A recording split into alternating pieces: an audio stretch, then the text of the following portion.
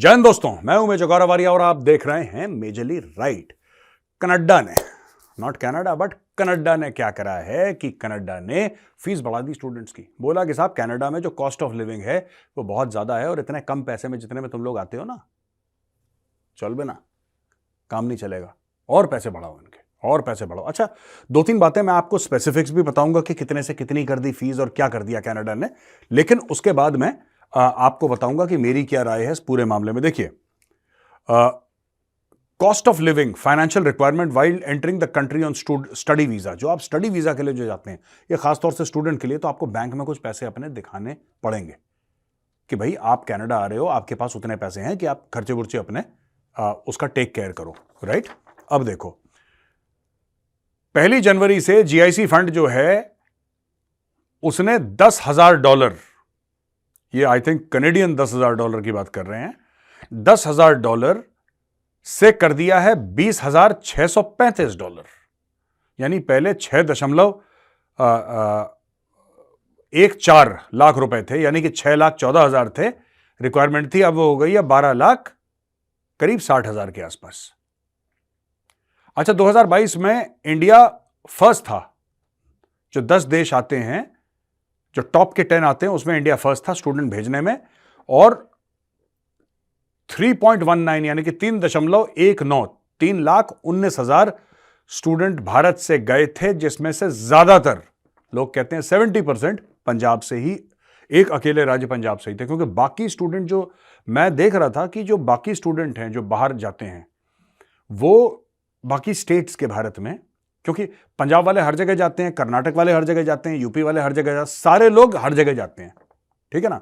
तो ऐसा नहीं है कि सिर्फ पंजाब के ही एक जगह पहुंच रहे हैं, ऐसा नहीं है, सब लोग हर जगह जाते हैं। लेकिन जो कनाडा जाएंगे वहां पे 70-80% पंजाब से जाएंगे, बाकी स्टेट से कनाडा भी जाएंगे, तो फिर अमेरिका भी जाएंगे, फिर वो आपके यूके भी पहुंच जाएंगे, ऑस्ट्रेलिया, न्यूजीलैंड, दुनिया भर में पहुंच जाएंगे पढ़ने लिखने के लिए।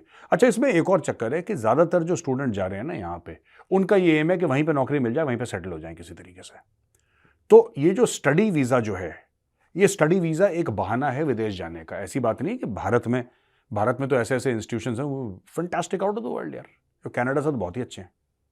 लेकिन एक तो इंडिया में कंपटीशन बहुत है दोस्तों, बहुत ज्यादा कंपटीशन है। लोग कहते हैं कॉलेज, स्कूल कॉलेजेस हैं, लेकिन इंडिया में कंपटीशन है, क्योंकि यहाँ पे सारे जो मिडिल क्लास के माँ बाप हैं, वो सारे बच्चों के चाबी दिए रहते हैं कि बेटा पढ़ो पढ़ो। सही बात भी है, वो चाबी नहीं देंगे बच्चे पढ़ेंगे नहीं, उनके फ्यूचर के बारे में चिंतित हैं तो बोलते हैं पढ़ो। अच्छा, पढ़ाई में भी तेज हैं ज्यादातर इंडियंस, दिमाग भी इनका लगता है पढ़ाई में। तो फिर होता क्या है, मैं आपको बताता हूं कि जब कंपटीशन तेज बढ़ती है ना, तो India is no longer attractive because there is too much of competition यार। लोग बहुत हैं, सीट्स लिमिटेड है, जाहिर सी बात है, इतनी पॉपुलेशन के लिए आपको colleges banana, schools banana, not a easy task at all. वो किसी भी सरकार के लिए, अमेरिका होता 2 मिनट के लिए अमेरिका भी चरमरा जाता। एनीवे, अब देखिए, तो ये रेज कर दिया है इन्होंने 6,14,000 से 12 लाख, करीब 65,000, ठीक है जी। अब इनका ये कहना है कि स्टार्टिंग नेक्स्ट ईयर जो स्टूडेंट्स हैं, इनको ये शो करना पड़ेगा कि $20,635 इनके पास हैं, $35, माफ कीजिएगा, इनको ये दिखाना पड़ेगा कि $20,635 हैं इनकी जेब में, तब ये पढ़ पाएंगे। अच्छा, मैं एक बात कहना चाहता हूं यार, अब मैं अपने विश्लेषण पे आता हूं। ये तो मैंने आपको बता दिया कि कितने पैसे थे, अब कितने होने चाहिए 1 जनवरी से। देखिए, कनाडा तो वैसे भी इंडियन स्टूडेंट्स के लिए सेफ था नहीं, ठीक है। और आप ये मत समझना कि सिर्फ हिंदुओं के लिए सेफ नहीं था, सिखों के लिए भी सेफ नहीं है। ये जो खालिस्तानी है, ये हिंदुओं से करते हैं नफरत। और जो सिख बच्चा ये बोल देगा ना कि मैं पढ़ने के लिए जा रहा हूं, क्योंकि पढ़ने के लिए जा रहा है, जाहिर सी बात है, जैसे हिंदू बच्चा पढ़ने के लिए जा रहा है, वैसे सिख बच्चा पढ़ने के लिए जा रहा है। अब इन्होंने पकड़ लिया कोई सिख बच्चा और उसको बोलेंगे नहीं तू आ और तू खालिस्तान जिंदाबाद बोल। वो बच्चा बोलेगा कि नहीं भाई, मैं तो पढ़ने के लिए आया, मैं पढ़ूंगा, फिर माँ बाप को अगर मैं इन चक्करों में पढ़ गया तो पढ़ाई नहीं करूंगा। ये सिखों के ऊपर भी गोलियां चलाते हैं। ये कई यहां पे इंडिया में लोगों को कंफ्यूजन है कि they are anti Hindu. Of course they are anti Hindu, ये कंफ्यूजन वाली ये बात नहीं कि दे आर एंटी हिंदू और not. 110% Khalistanis are anti Hindu, लेकिन Khalistanis are also anti Sikh. आपको ये भी पता होना चाहिए। खालिस्तानियों को वो सिख बिल्कुल पसंद नहीं आते जो भारत की बात करते हैं। इनको न्यूट्रल लेवल, वो भारत की बात नहीं कर रहा। जो सिख बच्चा है वो किसी की बात नहीं कर रहा। वो सिख बच्चा सिर्फ ये कह रहा है कि भाई माँ बाप ने इतने पैसे खर्च करे, मुझे पढ़ना है यार, मेरा फ्यूचर बनेगा, मैं पढ़ूंगा तो मेरा फ्यूचर बनेगा, ठीक है, वरना मेरा कोई फ्यूचर नहीं है। इनको उससे भी प्रॉब्लम है। इनको उससे भी प्रॉब्लम है। इसलिए मैं बार बार कह रहा हूं कि इस बार अगर कनाडा गए 1 तारीख के बाद, ठीक है, तो जान तो खतरे में है, जो है वो तो अलग चीज है, तुम्हारी जेब भी कटेगी। तो बच्चों, मैं आप लोगों को सिर्फ एक बात ही कहना चाहता हूं, जो भी पढ़ना चाहते हैं, do not go to Canada. आप कनाडा को चूज मत करिए, ये फंसने वाली चीज है।